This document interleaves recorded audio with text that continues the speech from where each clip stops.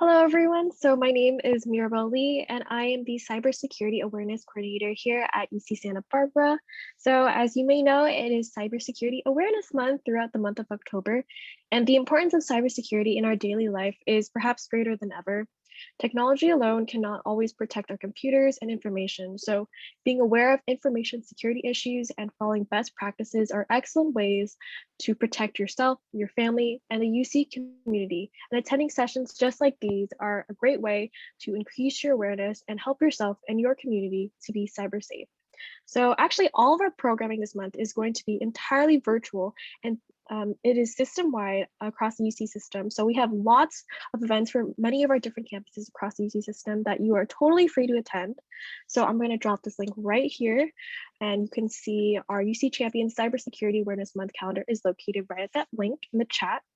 So today we are starting off with Dr. Chad Spensky, founder and CEO of Authenticate and a former gaucho. So we'll be hearing from him in just a bit on, but first off, I would like to briefly introduce him, and I'll do that as he gets his screen sharing all set up. But then we'll hear from him, and we'll save the last 15 minutes or so for Q&A, so you guys can share your questions through the Q&A function or the chat function, and we'll try to get to as many as we can before we wrap up at 1 o'clock. So just a little bit about Dr. Chad Spensky. Chad is a computer security researcher, entrepreneur, and educator who is passionate about using technology to make people's lives easier and their digital systems more secure. Chad has more than 10 years of research experience and is a lifetime hacker. And formerly, he was a member of the technical research staff at MIT Lincoln Laboratory and has since continued to help them solve some of the Department of Defense's toughest cybersecurity problems. He received his PhD from the University of California, Santa Barbara in 2020. And he also possesses an MS in computer security from the University of North Carolina at Chapel Hill, as well as a BS in mathematics, a BS in computer science, and a minor in economics from the University of Pittsburgh. So thank you so much for joining us, Chad, and the floor is all yours. Awesome. Thank you so much. And I apologize for the change of background, but this will probably be the most fitting talk you've ever seen in your life. So I'm the founder of Allthenticate, giving you a talk about authentication, and I'm currently at the Authenticate conference in Seattle, where it's all of the world leaders talking about what's next in authentication. So this is literally like hot off the presses stuff. We're here with the head of Google, Microsoft, all these big companies. So without further ado, let's get you up to speed on where the world stands with authentication. So the talk today, I first want to kind of give you a little bit of background of who I am. At this point, I think most folks maybe have seen a talk with me, but for those that haven't, an overview of what authentication is, what the heck am I even talking about here, and then where we are today, sort of what the current state is, and then what I think the future is, and I'll give you some up to date on what folks here also think the future is. So my journey, I'll summarize it quickly. I went from a breaker to a maker. So I started in middle school breaking things and being a nuisance on the internet. Ultimately, became smarter and better, and now I'm trying to fix a lot of the problems that I made a career out of breaking early in my life. So the main problem here is pretty simple. Everyone should not have access to everything, right? I mean, generally resources are scarce. If everyone had access to everything, things would be chaos. And in a digital sense, what we really mean by that is that we only want to permit authorized users to access a resource. So generally we refer to an access control list. That is literally a list of people that have access to this thing. So here you can clearly see I'm on the list. I should have access to this talk and should be one of the attendees in this talk. So the real problem gets to the essence of you need to get something in the real world to prove itself to the digital world. So there's this divide between who I am currently in the physical world and who I am digitally online. And in my mind, that's really what we're talking about when we mean authentication. That I need to prove that this is my house, I'm allowed to enter, this is my car, this is my phone, so I can unlock it, but you can't. Computers, websites, all of them are solving the same problem. Who is authorized to access this and who isn't. So generally, we refer to these, there's 3 different ways you can authenticate a human. You can ask them something that they know. You can ask them for something that they have. So like the keys that are in your pocket right now or your smart card, or you can just be something. So these are biometrics, right? Just, my fingerprint, my iris, my facial scan, just sort of, you can identify me by physical features about me, my voice, all sorts of wonderful things. These all have some really good strengths, some really good weaknesses, and we'll kind of highlight them here really quickly. So first, just to make sure we're all talking about the same thing. I guess I'm talking, you're listening about the same thing, but what do you know? So the password is the most prolific what do you know authentication scheme on earth. And the way this works is it's a shared secret. So you're going to sign up for my website. You're going to tell me the secret. That's your password. And I'm going to store that secret nice and secure. And then when you come back, I, lean in like we're little kids and say, hey, what was it? What was the secret?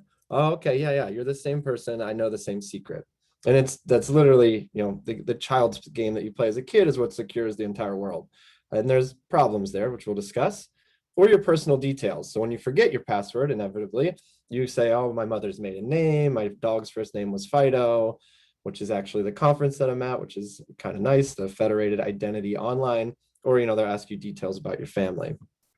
What you have, these, again, go back to the Middle Ages with keys, and I'll give you a physical token and say, hey, this token can open this door, right? So then you come back with that key and you put it in the lock and the door opens and it feels wonderful. We've gone beyond that. We now have smart cards. So now instead of this wonderful ka-chunk feeling, you get to wave your card and hear beep, beep, click, right? We also have these kind of tokens that everyone at this conference is advocating. So this is a YubiKey. You can plug it into your computer and log into websites without passwords. Same here is another one of our competitors, HID Crescendo. You can log in again to your websites and everything with these keys. And your smartphones more and more are becoming authenticators. So I'm sure you guys are familiar with Duo at this point. And then there's what you are. So these are, most Google products will recognize your voice. So only you can wake up your phone. I won't say the wake up word, it'll mess up my talk. Your fingerprint. So a lot of phones have fingerprint readers. There's iris scanners that aren't as popular, but some folks use them. Everyone's clear with like Face ID and facial scans.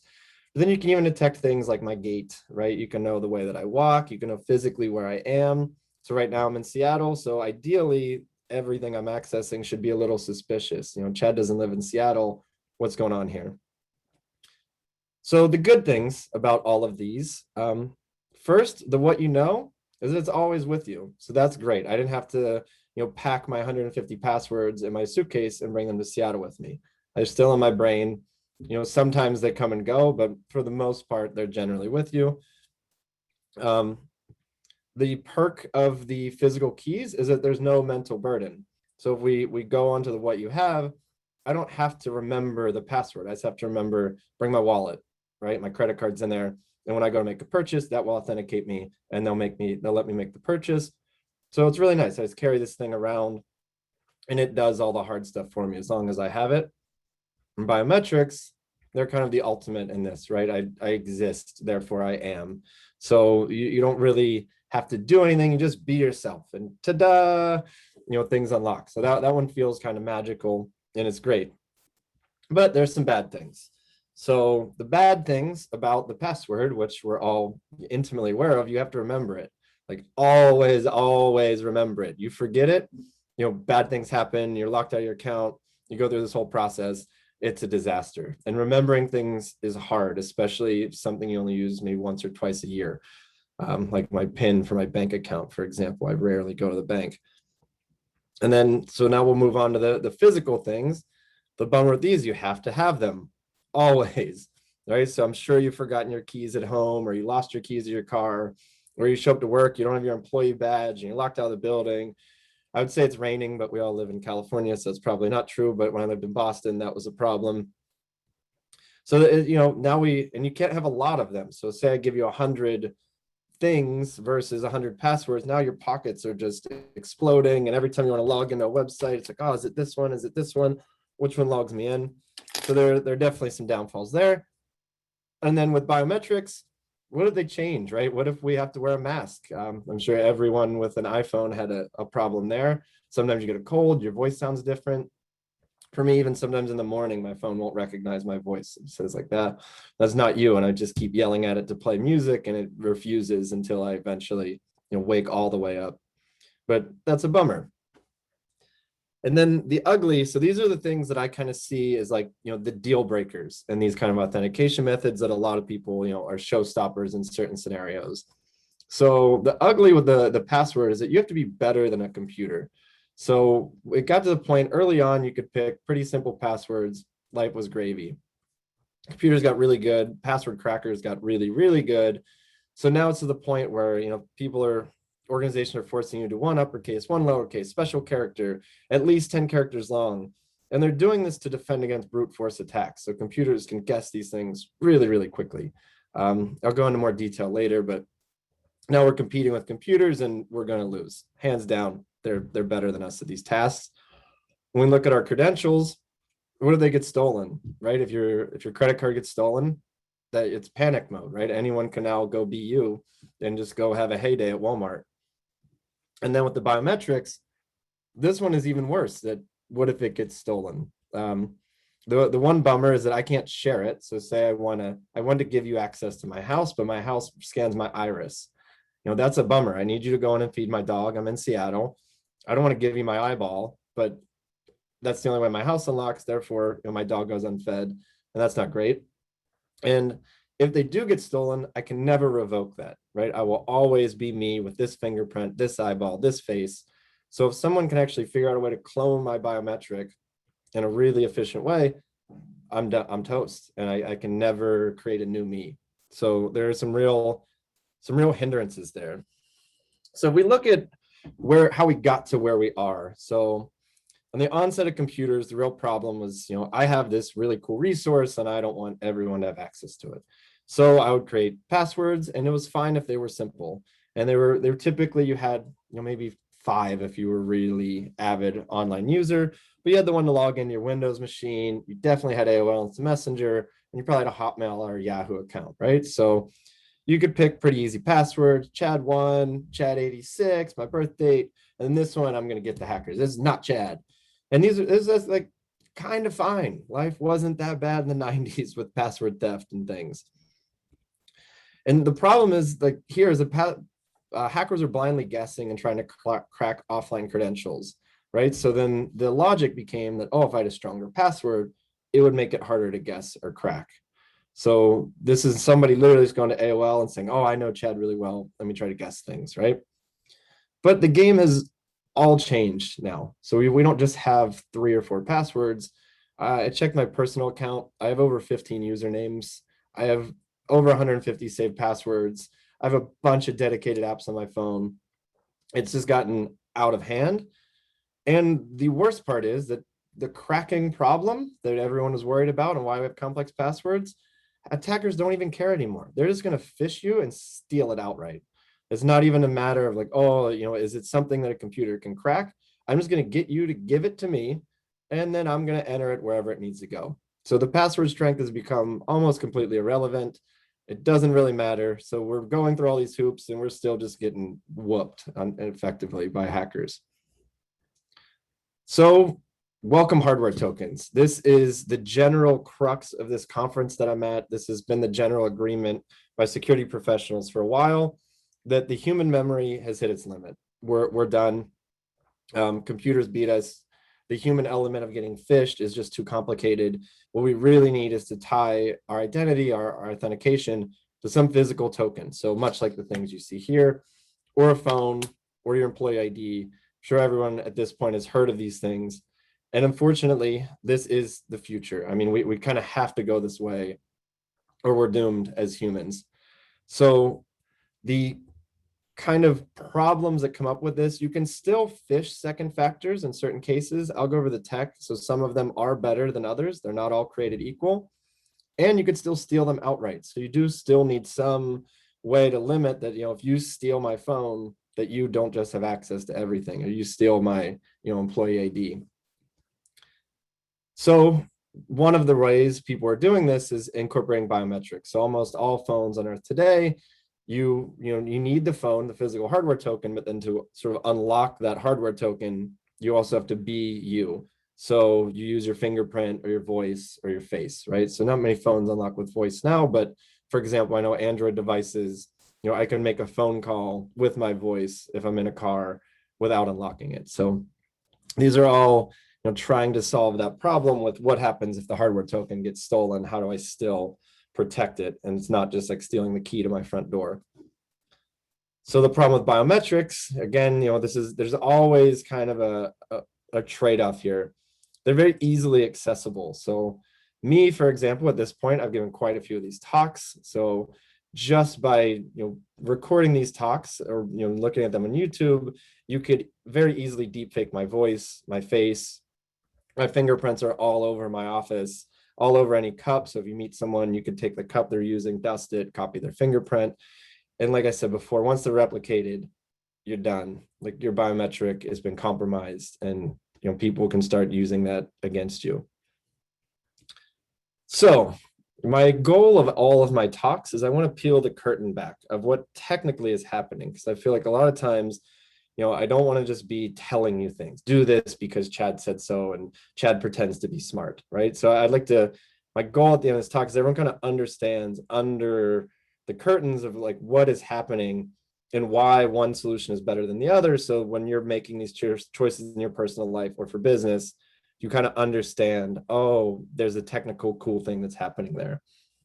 So first we'll look at passwords. Pretty straightforward. There's a password in my brain. Chad1. I go up to the keyboard, I type it in, Chad1. Now that password is in my brain and on the computer. Then I hit enter. Now what the computer is going to do, and the website is going to send it through an encrypted tunnel, ideally, hopefully, to the backend server, whatever I'm authenticating to, some website. And what it's going to do is they're going to put it through some secure hash function. You could think of this as some mathematical function that just goes like this, jumbles everything up, and outside the other end spits out a random number that you can only get if you put in that input, or you can find a hash collision, which is supposed to be harder to find than the end of the universe. So if you take all of the computers on Earth and put them on this problem, the universe would still end before they solved it. That's the goal of the secure hash function, and that's what the server stores. So then when you come back to enter your password, sorry, I didn't mean to hit next. When you come back to enter your password, the same thing will go through. And what they're going to do is they're going to check the password against the secure hash function. So the idea is that you never want to store the password on the server. So say you're one of my customers, I don't want your password. That freaks me out, because now if I get hacked, they have your password. So what happens now, if I get hacked, they're going to get your secure hash. And this is the whole guessing thing. So they would have to guess the input in plain text, Chad1, and then it would spit out that number. And that's the only way they'd know they guessed your password. So these are offline attacks typically. So they would actually hack me, steal the whole database, and then just churn through known passwords and see if they can get it to match the hash. Turns out to be very hard computationally, but like I said, computers have gotten really, really, really fast. And a lot of passwords have been leaked. So what they'll do is they'll take a known database of known passwords. I think the biggest one just came out like this year, the RockU 2021 database. It's like 8 billion passwords or something were in that leak. So then they just test all 8 billion. And if your password happens to be one, boom, they got you. So the real problem with passwords is if we look at how they fail. So there are many different places to attack the system. The human brain, the keyboard, you can put a keylogger and log it as I'm entering my password. You can hack the computer, you can hack the web browser, you can hack the encrypted tunnel, you could do some trickery where you're in the middle of me and the website. You could hack the web browser JavaScript. So you can inject JavaScript into the website externally. So maybe the website's all fine, but they include this plugin and I exploit that plugin. And now that plugin is going to steal your password. Or like I just said, you can hack the backend and kind of brute force the hash. So there's a lot of little devils here, which is a bad thing because it means us as defenders, we're now, fighting on all of these fronts. If you think of it as war, the attackers are coming in from all angles, and we're just sitting there putting shields up left and right, taking punches. So generally, this is one of my favorite comics from XKCD, With encryption and all of these kind of things, there's always the human element involved. So, the crypto nerd's imagination, I used this in the previous slide, but we can do all the encryption on Earth, but ultimately you can go beat somebody over the head until they tell you their password. And a lot of attacks do come down to those kind of things. So we've all heard of 2FA. Everyone's pushing it. We need 2 factors. Password was good, but if you had another one, it will be twice as good, maybe even 5 times as good, right? So here we are. Let's go through. I'm going to enter my password as I did before. It goes through the secure hash function. It compares it. Everything's good. That's the correct password, Chad. Good job. One more step. I'm going to text you a number to your phone, and then you're going to take that number from your phone into your brain, back through the keyboard, back through the secure channel. Doesn't have to go through the secure hash function. Check it, and then we say, good. You got the password, and whatever phone I texted was able to go through this complete loop, right? Must be Chad. Unsurprisingly, there's some issues that come up here. So there's still quite a few devils. The interesting thing to note here is that all of the initial attack vectors still exist. So if I have a keylogger on your computer, I can keylog your password and the number that you put in. If I hacked your computer or your web browser, I can steal the password and the number that you put in, and you kind of see the trend here, right?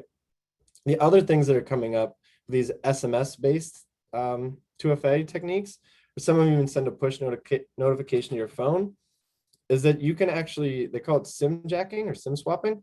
You can steal people's phone numbers. This is typically done, you literally call Verizon, oh my God, I bought a new phone, I need to swap the SIM, I forgot my password, maybe cry a little, and they'll give you the phone number. There's also a bunch of other interesting exploits that you can do here. The one talk I saw this morning, the guy's a professional pen tester.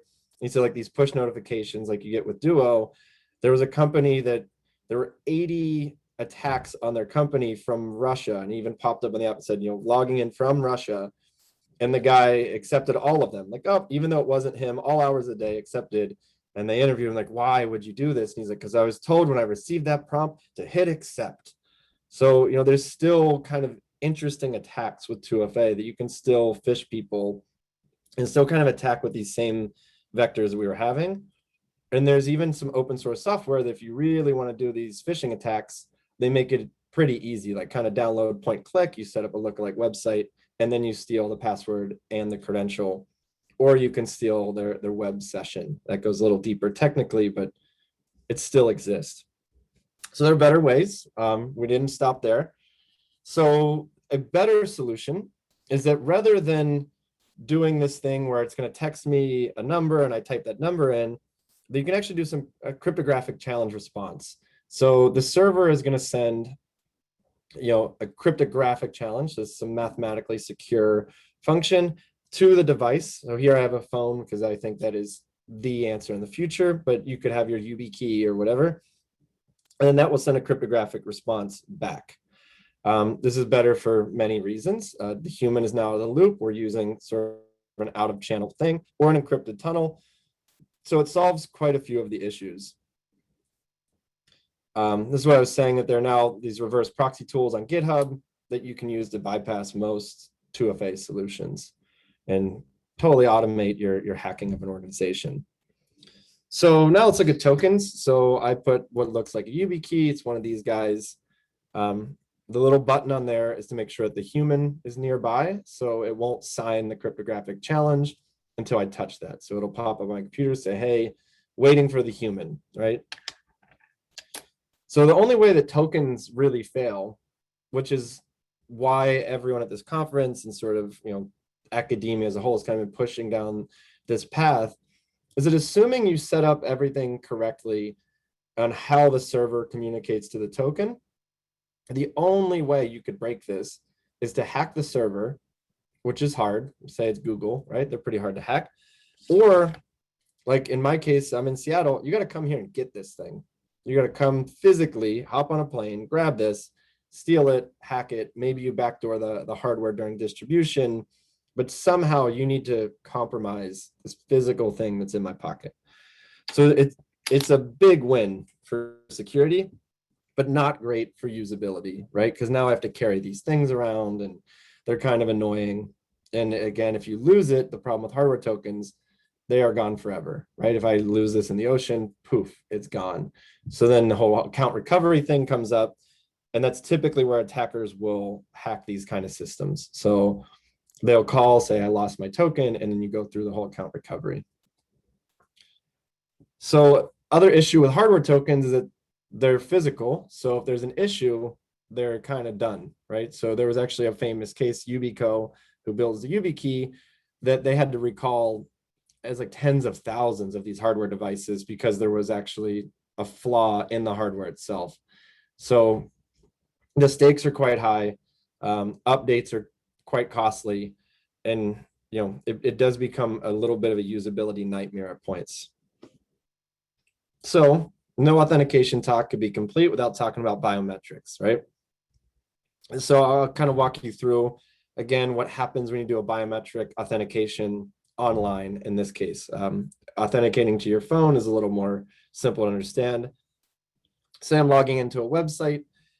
What's going to happen is it's going to send a biometric request, some cryptographic challenge to my phone. And just like the hardware case, there's going to be like a private key on the phone that will ultimately say yes or no. Chad agreed to this or Chad didn't. But now you've actually put a guard in there. So rather than me pushing this little button, what's going to happen is that it's going to need that biometric to sign that key. So it's going to pop up. Do you really want to do, send $50,000 to UCSB for tuition, right? And then you need the phone physically and you need the human. So I'm going to then need to, put my fingerprint on the fingerprint reader, present Face ID, or maybe input a PIN even. I know it's not a biometric, but technically, these solutions work very well. And then what happens is it's called a digital signature. So, much like in the real world that you really want to prove that, Chad is buying this car, I sign a piece of paper, right? Chad writes this check, bought this car. The digital signature is very much the same. Actually, much, much, much harder to forge. I wish we could do digital signatures for everything. It's kind of one of my big pushes in my career. But ultimately, it just guards this digital signature. It will only get signed if that human with that biometric was present. So again, we look at the attacks. It's the same as the hardware token. You have to attack the token itself. So your phone, or you have Touch ID on most MacBook Pros, the server, or you have to attack the biometric itself. So you can either spoof my face, spoof my voice, spoof my iris, things like that. But the attack surface is much, much lower. And now we start getting a usability bump, not a usability decrease. There are issues with this. This is one of my, I think, the most interesting cases in biometrics. So I think it was Mercedes was making cars at some point where you could start the car with your thumbprint or fingerprint, right? So what would happen is that the criminals would chop off the car owner's fingers and steal their car. They'd wait till they see them walk up the car, grab them, cut their finger off, steal the car, leave them there fingerless. So there is this notion in authentication where sometimes you would like to be able to give up your credentials. So the famous case, like my advisor always proposed to me, is like, you're standing at the ATM, gun to your head. Would you rather give them your PIN or your eyeball, things like that, right? So if the value of the asset you're protecting is really high, you don't want it tied to your person.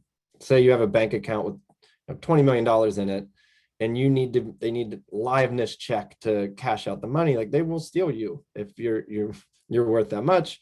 And maybe that's not great. I'd sometimes rather, just give them this little token or give them a PIN and say, please take the money, all good. I'm going to go, stay alive. So ultimately, in the security world in general, but especially in authentication, there's this very interesting equation that comes up where you're always pitting security versus usability versus cost. So these are the three metrics that users care about, that companies care about, that everyone in between cares about, right? If you're going to give me something that's really, really secure, super easy to use, and cost me nothing, I'm in. And same for a company. If I could deploy something that's really secure, cost me nothing, and users love it, they're in. So this is kind of the hunt. This is what has been going on for the entirety of computing. And you really just need to find the right fit. So as the value of the asset goes up, typically the security you want goes up, right? So if I'm protecting, I don't know, some online account that I rarely use that has no value, for me, it's probably my Facebook account. I never really use it. I don't really care as much about the security, right? But as the value goes up, my bank account, I care a lot more. I really don't want you in my bank account, but maybe I'm not as upset if you're my Facebook account. Unfortunately, the graph looks the same for user burden. As security goes up, the burden placed on the user also goes up. So now we have this thing where, okay, I want more security in my bank, but that means I have to hop through more hoops, right? So now when I go to my bank, I get a text to my phone, and I have to do a little more dancing before to let me authenticate myself. So this is my interpretation of where we are as a society right now. I don't know if anyone else agrees with me, but so passwords have won forever because you can see them at the far left. The user burden is pretty high at this point. It started lower. It's pretty high. The security is quite low, but the cost to implement it is effectively zero at this point, and everyone knows how to use it. It's actually quite usable. It's just burdensome. Keys are over there as well. They're very insecure. You can go look at the locksmith or the lock picking lawyer on YouTube. If you don't believe me, I think the longest lock that's ever lasted was like 10 seconds for this guy. Skilled lock pickers, I mean, they have no problem breaking any of the locks that we use today. And then we start building up some of these technologies. So then we have like gate recognition, iris recognition. There are these security keys they used to have with one-time codes on them that would generate. So some banks still use these today, and like DoD contractors. Facial recognition, the tokens that everyone here is advocating at this conference. So they call these FIDO authenticators. Smart cards are highly secure, but there's some usability mishaps there. And then, what I'm advocating, I think the phone is one of the greatest things that ever happened to authentication. It's got some amazing hardware on it. We all carry them anyway, which as a security practitioner, we couldn't ask for anything more, right? To try to convince people to carry smart cards, like, oh, another thing in my wallet. But it's like, social media has done for security what no one ever dreamed, that they would like, oh, just carry a computer in your pocket. That'll do it. Like, that's an insane sell. But like, hey, you can look at cat pictures and check out, what all your friends are doing all the time. Oh my God, I'll pay, $1,200 for this thing. Amazing. So my hope, my dream is that I think phones are really getting us to the silver bullet, where the user burden is low because they love this thing. They want it anyway, but you can get really high security on it. So now we look at the server side, right? So these are the companies that are implementing this. A lot of the folks at this conference, you have the same equation. Security goes up, cost for you to implement it goes up. So if we look at this, it's really clear why password and keys are hanging around. I mean, they are literally free. So there's a huge company, Auth0, that just got bought. They literally it's like one line of code for you to password protect your website. Keys, every doorknob on earth already has a key slot in it. Doesn't cost you anything extra, right? You bought the doorknob, it comes with a key. Hand it to the user, you're done. And you look at all these other things, there are significant implementation costs. In fact, none of them are cheap. You want to buy fingerprint readers, they cost you money. You want to buy these tokens, they're like $50 a piece. So you're actually going to pay for these tokens. Smart cards cost money. There's even a smart card shortage. I'm sure you're aware that UCSB is having trouble procuring these right now. Phones are crazy expensive. All this stuff costs money. But, we do see that once the security goes up, we're kind of getting in this realm. And since users are already willing to buy cell phones, the implementation costs actually can go to zero for companies for like bring your own device and things like that. So the equation is getting interesting and closer to this silver bullet that security practitioners have been searching for forever. So just some sort of final thoughts. In my mind, being in this industry my whole career, I really think the problem that we're facing right now is not, a solution. I think everyone at this conference agrees that we can do this, and we've actually agreed for a while that we can solve this problem and do authentication securely. I think currently the problem we're facing is we have way too many options, and most of these options are band-aids. They just kind of patch, think of like a dam with all the holes poking through, and you're just like putting fingers in there instead of just tearing the thing down and building a new dam, right? The internet kind of exploded faster than anyone imagined. So now we're just band-aiding all these things. Hey, this will pick, this will fix password logins online. This will fix how I get into my office. This will fix how I get into my computer. This will fix how I get into my car, right? Tesla has an app, Buick has an app, Ford has an app. So there's all these band-aids everywhere. And now it's just we don't remember passwords, but now we have to remember, 50 other things that we have to use. And it's kind of annoying. So my biggest argument is that I don't think more is better. As a hacker, more is actually worse, because that means you're gonna have more bugs. The more lines of code there are, the more complex things are, the easier they are to hack. Inevitably, something's gonna go wrong. There's a lot more overhead for administrators, a lot more overhead for users. Now I have to manage all these things. I have to have, a bunch of different keys. I have a smart card here, a phone here. And it's just, we're in this mess where it's just tons of things to remember. So especially in this transition period, it really sucks because we still have the password around and all these new things. Just like, leave me alone. All I want to do is, do my job and live. So we're kind of in this weird renaissance period. So my argument and why I made this company, why our name is Allthenticate, not, another authentication company, is that I really think what we'll see going forward is that we're going to have sort of the Swiss Army knife of authentication. And what I'm proposing is, I think, the smartphone is that, where you could effectively do everything we've always wanted to do on a phone. So this is sort of what I'm pushing, with my career. A lot of folks here at this conference kind of seem to be in the same boat. I mean, the fact that we're going to a hardware credential is inevitable. The password will die. So Microsoft gave a talk this morning at the keynote. They are fully passwordless. Internally, they're pushing all their customers to go fully passwordless. Everyone's going to hardware tokens. And it's just a matter now of addressing those issues. What if I lose my phone? How do we do secure key recovery? But all the security features you'd ever want are already in your pocket today. So I really think the future is bright. I think it's gonna be very interesting. It's gonna be very nice. And if we don't all kill ourselves trying to get there, hopefully we can have this one sort of nice unified solution that all the different companies can use in a secure way. And you get this really magical experience. So that is the state of authentication from my eyes. And like I said, it really couldn't be more fitting that I'm currently at the conference where everyone is discussing this. And sort of my final food for thought, I'd say, if you're somebody buying these security products, scammers aren't just criminals. There are some companies that truly do sell like straight up snake oil out there. This will make you more secure, but from a hacking perspective, it's really, nothing interesting.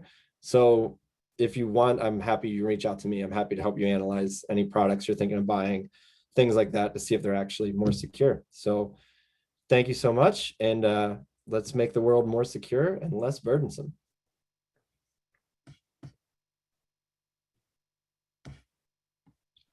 All right, so now let's turn it over to Q&A.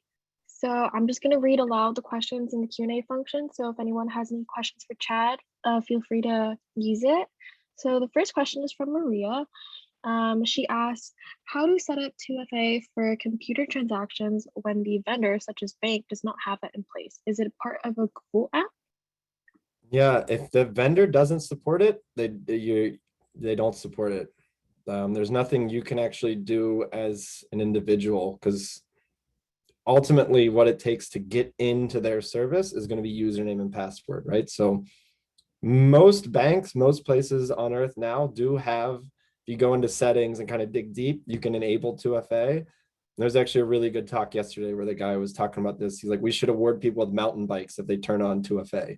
He's like, this task is insane. He's like, it shocks me that any person has ever pulled this off. He's like, it's such a bunch of hoops you have to hop through. So I'd say it's probably there. If you dig into it, there's probably a way. All Google products support it, like Apple, the big companies, Microsoft, they all do support 2FA. And I will kind of draw a distinction now between 2FA and MFA. So what you want is called MFA. They call it multi-factor authentication. 2FA generally means like an SMS code or something like that. And there's actually, the government have made it illegal for government contractors and government entities to use any 2FA systems that are phishable. So this, I was saying, like the SMS codes are phishable, things like that. So Yeah, a little bit of a rant, but what you really want is MFA, multi-factor authentication. So if you get to choose, but again, the big advocacy that everyone's been pushing this week is like anything is better than a password. So anything you add on it, great, please do that and move forward as a society. And we'll do our best to make this a better future. We don't want to keep burdening people. Okay, so Alexander says, hi Chad, thank you. Verizon allows customers to set up a number lock, which is supposed to stop scammers from transferring their mobile number to another carrier. Would you know if enabling this feature may actually help if a scammer got your personal mobile number?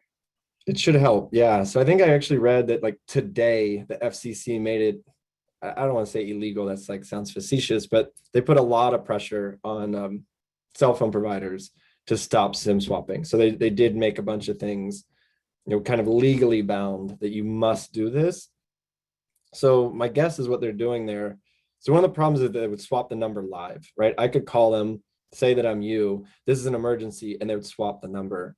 So what I imagine the SIM swap, the verification lock does is that they will have to verify with you first. Say they send you an email or something that says like, hey, we got a request. Can you please prove your identity before we go through with this? Like, yeah, we talked to you on the phone. We believe it's you, but we're going to put, some time interval there and notify you every place we know possible and give you like, 1 day period to cancel this or approve it for that matter. But yeah, I do think there are things they can do.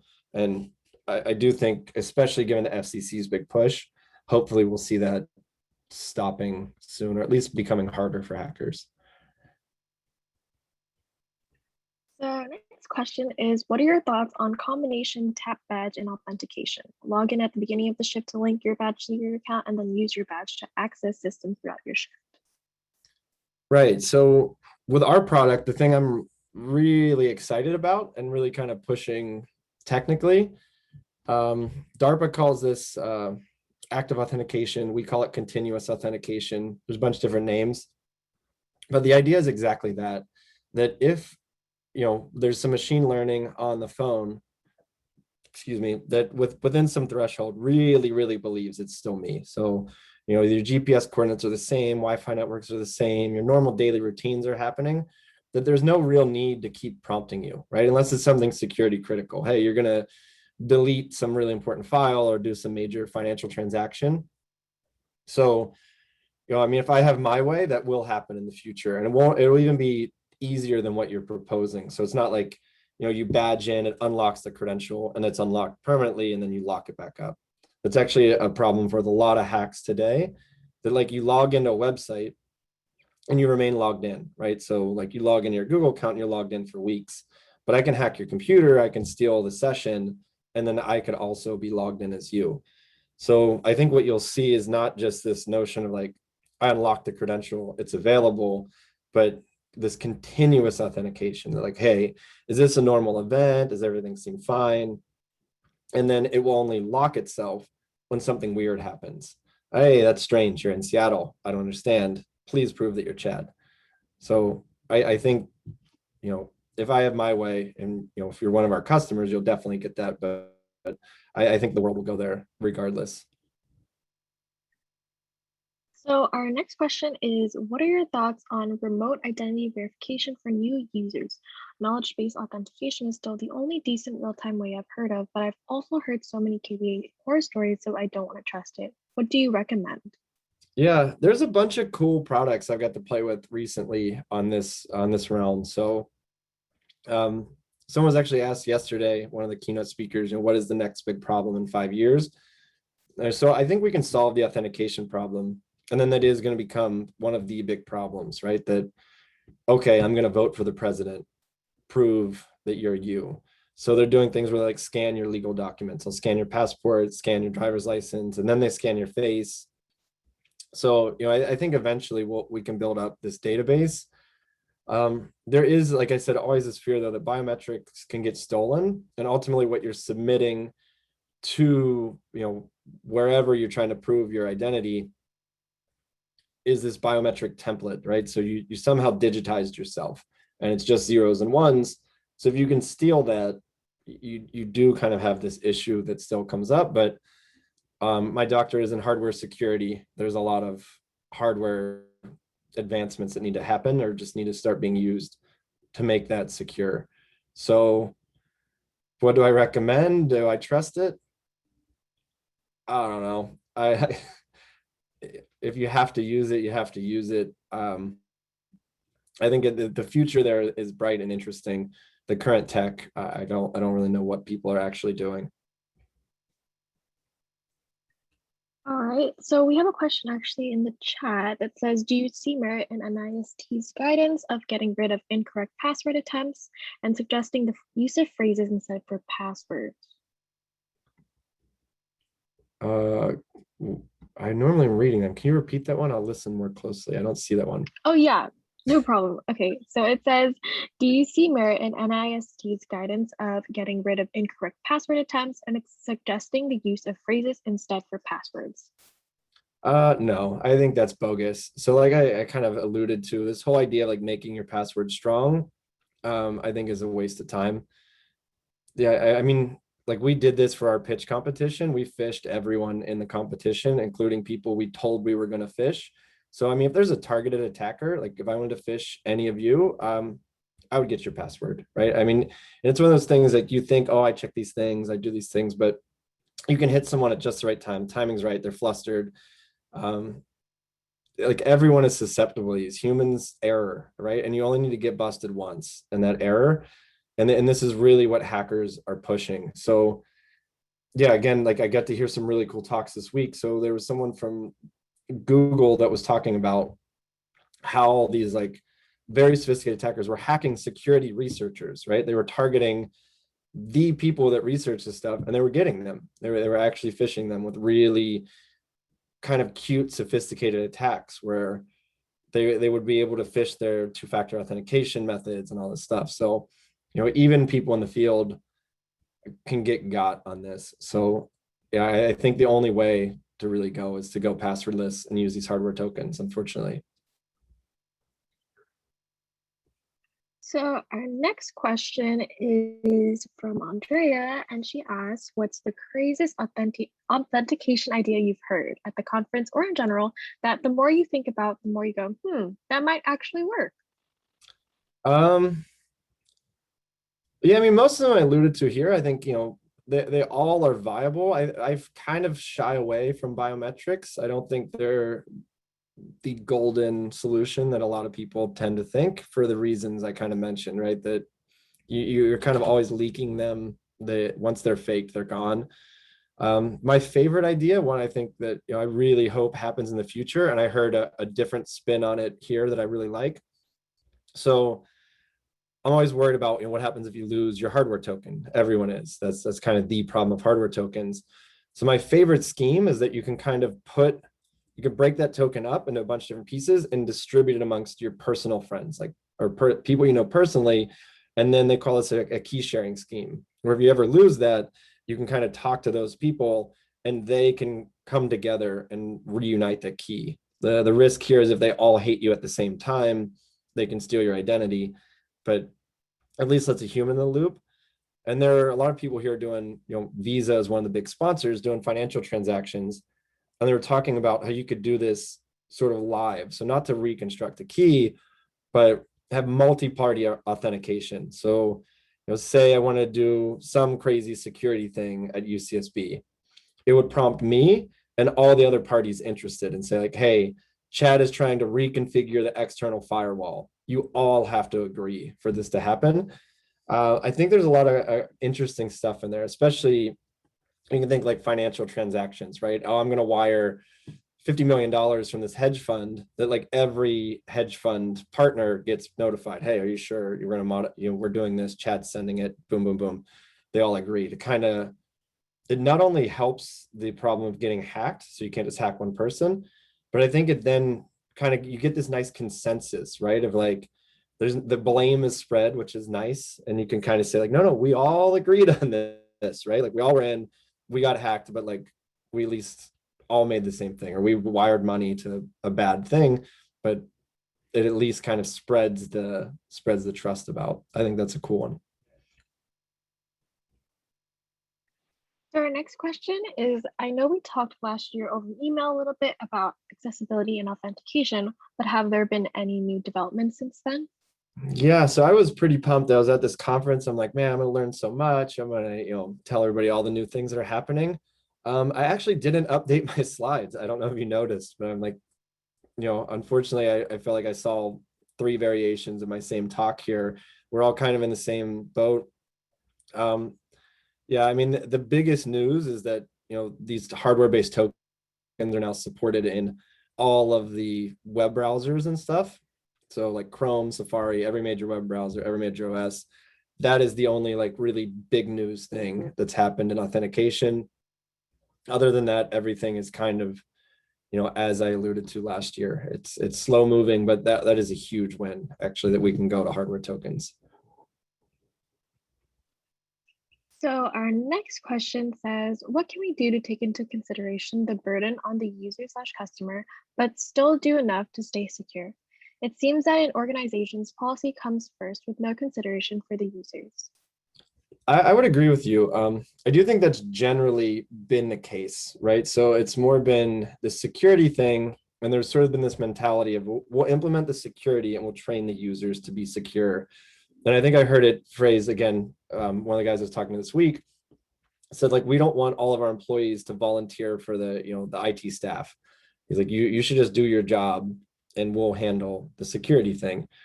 So that is literally the point of my company. So our slogan is more security, less burden. So we're trying to build authentication products that people adopt because they're easier to use and they happen to be more secure, right? So our sort of hope is that employees would demand this, not the IT managers. We build a product like, hey, I want to just cruise in the office without taking my phone out of my pocket. Like, I saw this guy at a conference unlock his laptop by hitting enter. Like, I want that. I don't understand. Why do I have to do these things? And he does that. So our goal is that we make products where the pool is actually from the employees, not from the admins. And the user burden is actually placed first. And actually the one talk that was just presenting that I missed to present this was like, you can't spell FIDO without user UX, user experience. So we're not the only ones thinking about that. Future products, I think the industry is trying to change. We realize that building security products without taking the customer, the user into account just doesn't work. It actually like really pisses people off. There are a lot of upset people out there. So it looks like that's the end of our questions, if no one else has any more questions. So I'm going to wrap it up.